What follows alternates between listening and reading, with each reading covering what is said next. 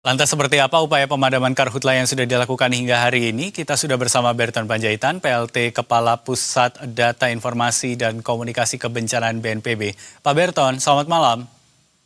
Selamat malam, Mas. Baik, terima kasih sudah bergabung di Berita Satu Malam. Kita akan update situasi yang ada. Pak Berton, kalau berdasarkan data BNPB, berapa sebenarnya luasan lahan dan hutan yang terbakar di Sumatera dan Kalimantan sampai sekarang ini, Pak?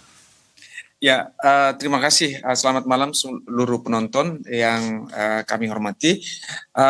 Saat ini sebenarnya ada 6 provinsi yang paling prioritas, di mana setiap provinsi ini memiliki karakteristik tertentu dan juga luasan lahan terbakar sebenarnya bervariasi. Yang pertama itu di Kalimantan Barat itu ada seluas 28.680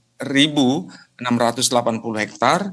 Kemudian di Riau kira-kira 15.648 hektar. Kalimantan Selatan ada 8.019 hektar. Kemudian Kalimantan Tengah ada 7.636 hektar. Kemudian Sulawesi Selatan ada 1.926 hektar. Dan Jambi ada 379 hektar.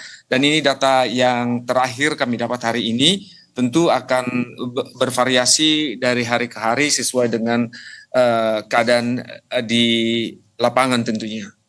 Demikian, Mas. Baik, jadi ada 6 provinsi ya yang kondisinya cukup parah untuk tahun ini. Lalu untuk bencana kabut asap yang menyebar hingga ke sejumlah negara tetangga ini, apakah berpotensi untuk kembali terjadi kalau kita melihat seperti 2015, 2019, dan juga 2023 yang lalu itu, Pak? Ya, kalau kita lihat sebenarnya memang keadaan saat ini, El Nino saat ini sangat mempengaruhi banyaknya wilayah Indonesia yang terbakar. Namun ini tidak lebih tinggi dari tahun 2015, namun memang di atas rata-rata tahun 2023 maupun 2019. Jadi potensi untuk itu sebenarnya selalu ada ketika ada asap dan ada angin.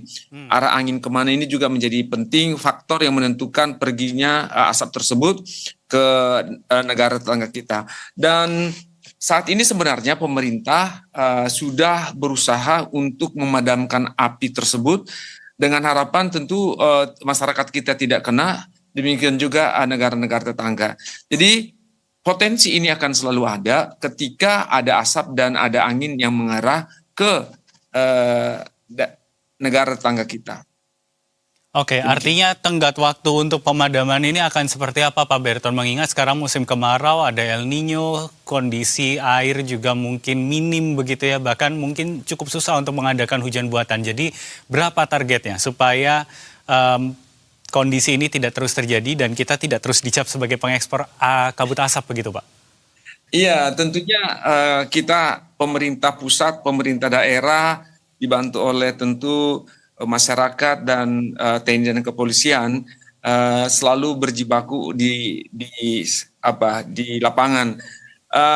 Targetnya mungkin kalau kita bilang target itu adalah bagaimana alam ini menyelesaikan sebenarnya. Artinya hujan itu menjadi penting.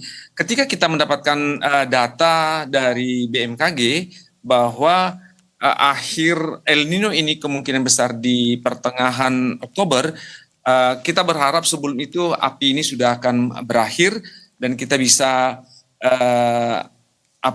lebih tenang lagi menyikapi apabila memang ada kebakaran yang kecil di sana sini. Pada dasarnya pemerintah selalu akan melakukan usaha yang terbaik dan didukung oleh alam dan upaya-upaya kita tentu ini akan bisa kita segera atasi. Baik, Pak Berton, ini tentu tenggatnya atau targetnya tadi Anda sebutkan sebelum musim kemarau ini berakhir, kalau bisa bahkan secepatnya begitu. Tapi ini kan wilayahnya banyak.